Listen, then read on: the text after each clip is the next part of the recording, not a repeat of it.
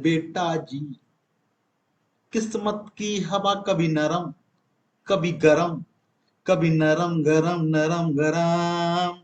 तो welcome back मेरे बच्चे 12th वालों, आप सभी का बहुत बहुत स्वागत है।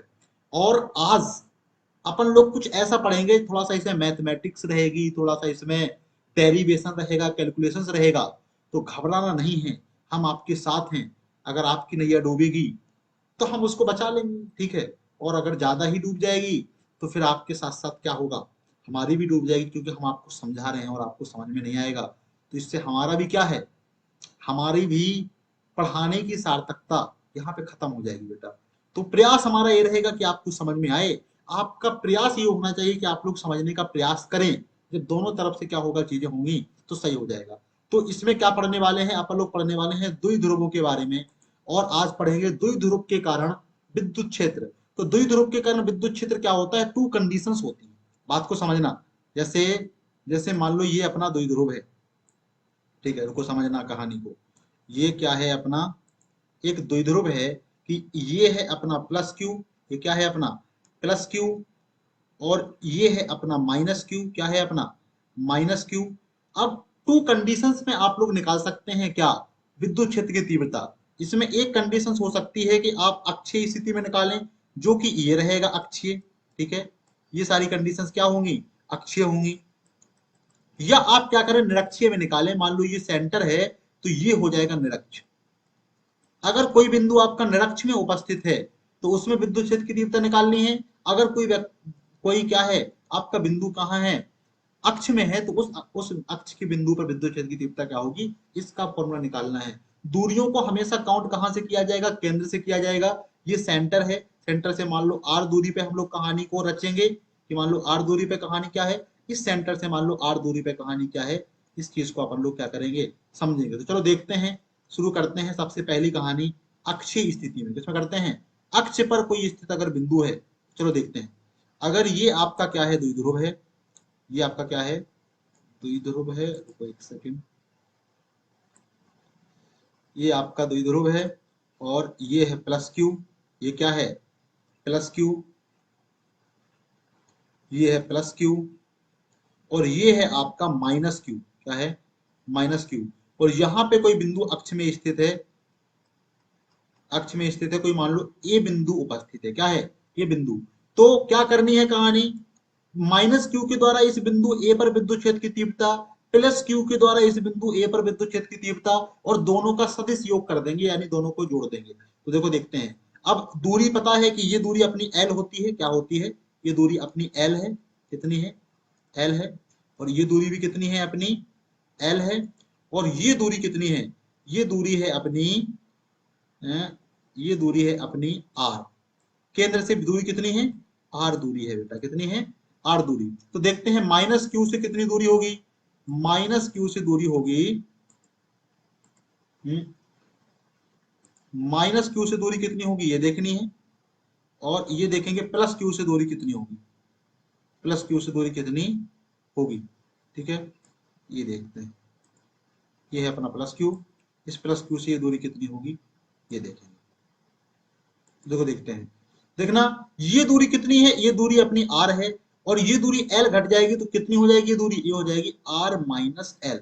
और ये दूरी कितनी है अपनी आर है, और ये कितनी है एल है, तो ये दूरी हो जाएगी अपनी आर प्लस एल, कितनी हो जाएगी आर प्लस एल। तो माइनस क्यू के द्वारा विद्युत क्षेत्र की तीव्रता ए पे निकालते हैं, यानी ई ऑफ माइनस क्यू निकालते हैं। क्या हो जाएगा, किसी क्यू आवेश से आर दूरी पर विद्युत क्षेत्र की तीव्रता का फॉर्मूला क्या होता है 1/4 पाई अपसाइलन नॉट क्यू बटे आर स्क्वायर, होता है कि नहीं होता है। तो क्या हो जाएगा 1/4 पाई अपसाइलन नॉट, और माइनस क्यू है तो माइनस आ जाएगा बाहर, माइनस क्यू बटे, और आर कितना है यहाँ पे, आर यहाँ पे है आर माइनस एल, तो यहाँ पे दूरी हो जाएगी आर माइनस एल का स्क्वायर। सिंपल सी कहानी है।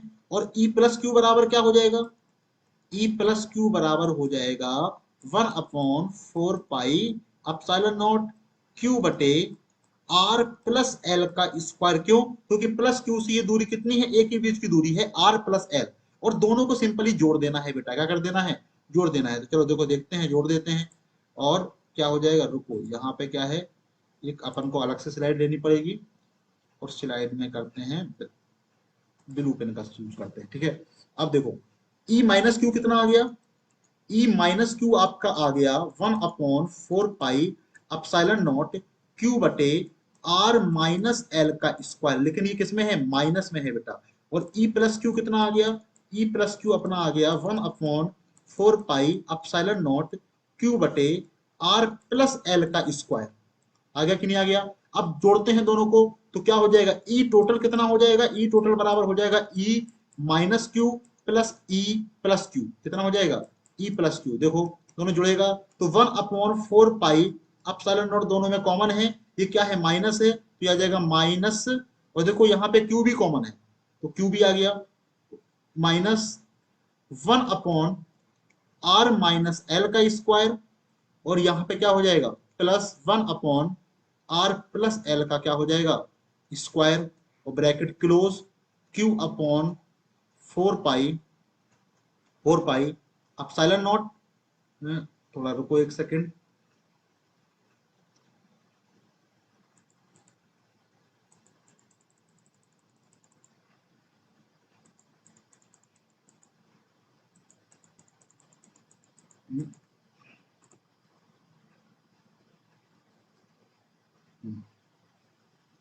क्या आ गया, Q/4 पाई अपसाइलन नॉट, और ये आ गया अपना ब्रैकेट के अंदर एलसीएम जब लेंगे तो देखो दोनों का क्या हो जाएगा, गुणा हो जाएगा r-एल का स्क्वायर और r+एल का स्क्वायर, और ब्रैकेट के ऊपर क्या आने वाला है, जब r-एल के स्क्वायर का भाग दे देंगे तो बचेगा r+एल का स्क्वायर, वो गुणा हो जाएगा तो माइनस माइनस r+एल का स्क्वायर, और प्लस लगा है तो प्लस लग जाएगा, r+एल का जब भाग दे देंगे तो क्या बचेगा, r-एल, तो प्लस r-एल का स्क्वायर। थोड़ा सा समझना टेक्निकल कैलकुलेशन से, इजी कैलकुलेशन से, दिख रहा है कोई चीज कठिन होती उतनी कठिन नहीं है बेटा।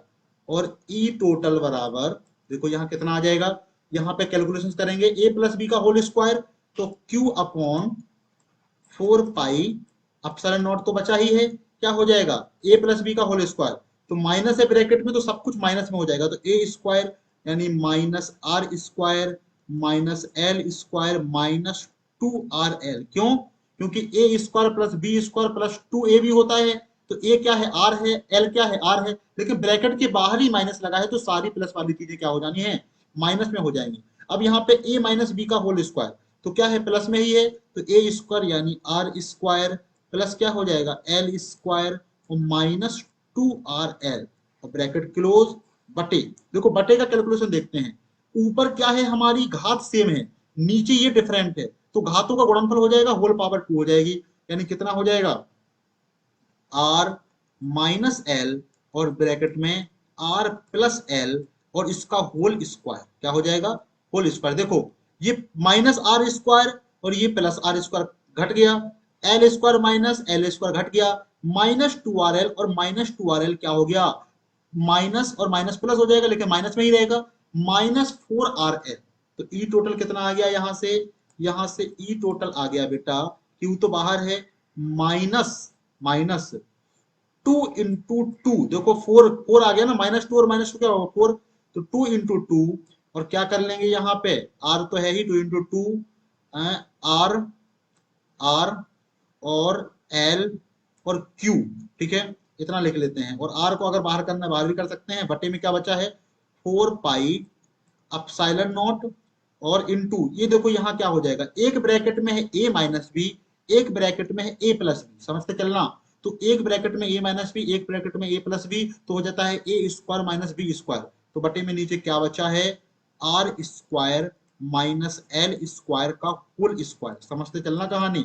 अब देखो 2ql क्या हो जाएगा, p हो जाएगा, हम लोग जानते हैं द्विध्रुव आघूर्ण p बराबर क्या होता है, p बराबर होता है 2ql, तो ऊपर वाला टर्म देखो, देखो लिखा है 2 × 2 2rlq, तो 2lq क्या हो जाएगा, p हो जाएगा, बचेगा सिर्फ 2r बचेगा, क्या बचेगा 2, तो देखो ऊपर क्या बचा है, माइनस 2r और इंटू p, और बटे में नीचे क्या है, R square minus L square, 4 pi epsilon naught तो है ही, 4 पाई अपसाइलन नॉट, देखो आर स्क्वायर और एल स्क्वायर में हम लोग देखेंगे कि एल स्क्वायर क्या है, बहुत बहुत छोटा है आर स्क्वायर से, तो एल स्क्वायर हो जाएगा नगण्य, बचेगा आर स्क्वायर की पावर लगा है 2, तो हो जाएगा आर की पावर 4, आर की पावर 4। एक आर से एक आर कटेगा, बचेगा 3, ओवरऑल क्या आ गया आपका, आ गया आपका -2p बटे 4 pi epsilon naught R cube. देखो ये यहां देख लेते हैं क्या मतलब है, दूसरी स्लाइड में आपको समझ में भी आ जाएगा।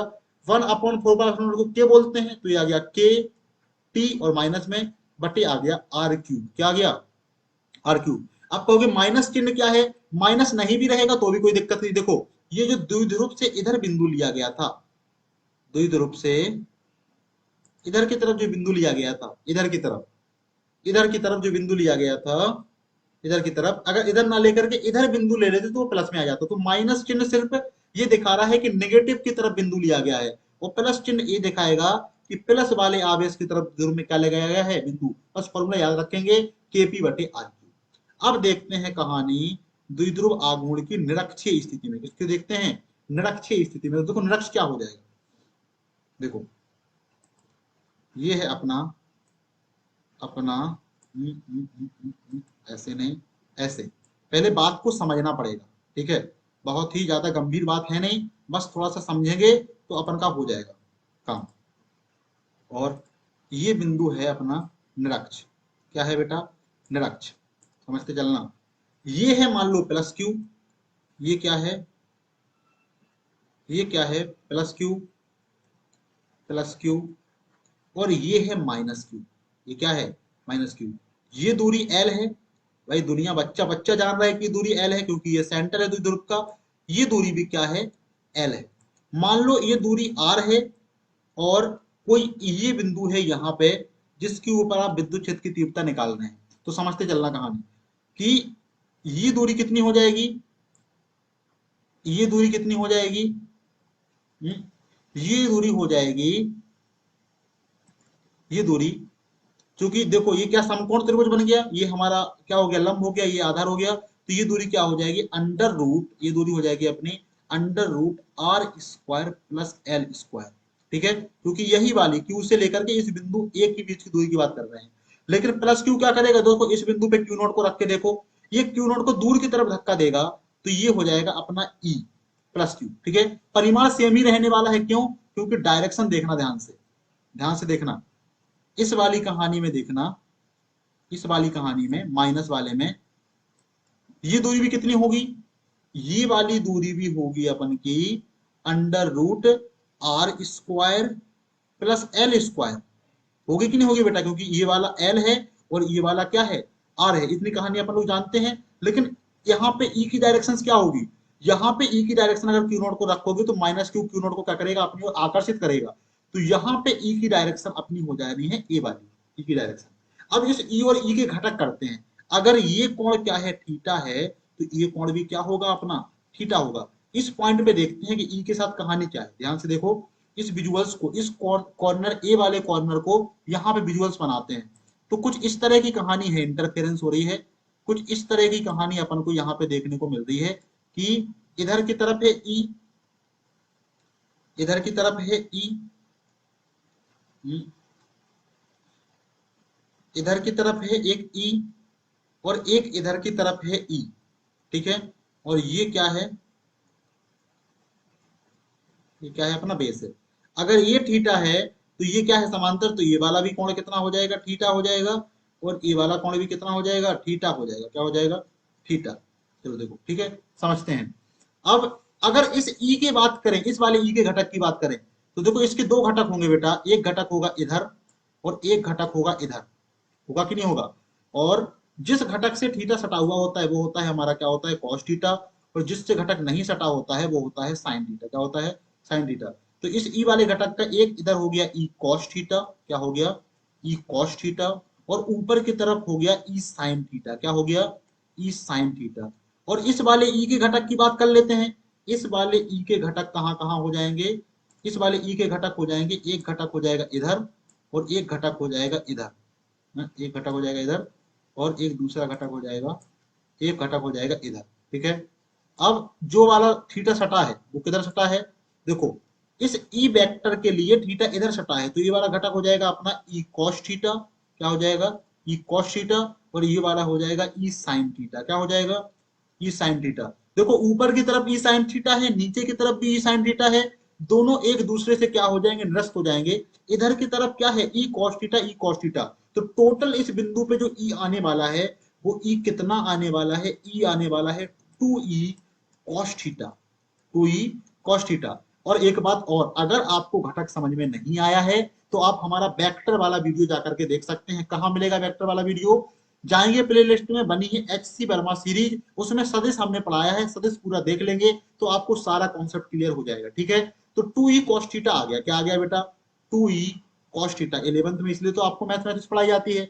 अब 2e cos थीटा के ऊपर बेसिक कहानी अपन लोग रख देंगे, अपना क्वेश्चन क्या हो गया सॉल्व हो गया। देखो चलो करते हैं, 2 तो 2 है, ई का मान कितना हो जाएगा 1/4 पाई एप्सिलॉन नॉट, और क्यू कितना है, क्यू तो क्यू है, और बटे आर स्क्वायर, आर कितना है under root R square plus L square, तो स्क्वायर हटेगा तो वो हट जाएगा, आ जाएगा R square plus L square, ठीक है।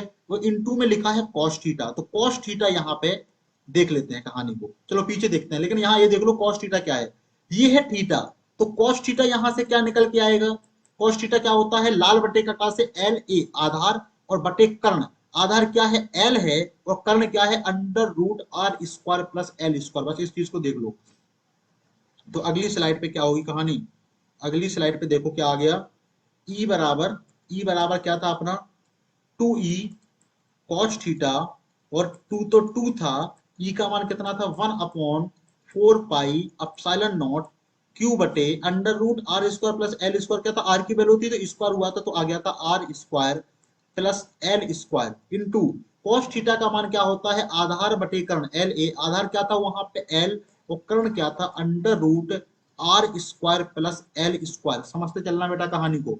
अब अंडर रूट का मतलब होता है पावर 1/2, क्या होती है 1/2, और इसमें कुछ पावर नहीं लगी है, मतलब 1 पावर लगी है, इसमें क्या लगी है 1/2 पावर लगी है, तो 1/2 पावर और 1 क्या हो जाएगा 3/2 हो जाएगा, कितने हो जाएगी पावर 3/2, तो क्या आ गया यहां से ई बराबर, देखो क्यू एल और 2, तो 1/4 पाई एप्सिलॉन नॉट 2 QL क्या हो गया पी हो गया, देखो 2QL मल्टीप्लाई में लिखिए क्या हो गया पी हो गया, बटे यहाँ क्या हो गया, अब आधार यहाँ पे सेम है, पावर क्या है अलग अलग है, जब आधार सेम होते हैं तो सेम आधार और घात जुड़ जाती है, तो क्या हो जाएगा R square plus L square की पावर हो गई 3/2, क्या होगी बेटा 3/2, और यहाँ पे जो अपना एल स्क्वायर है वो क्या हो जाएगा, यहाँ पे जो एल स्क्वायर है वो नगण्य हो जाएगा, क्योंकि L square is very very less than क्या आर स्क्वायर, तो कट गया, तो क्या आ जाएगा यहाँ से ई बराबर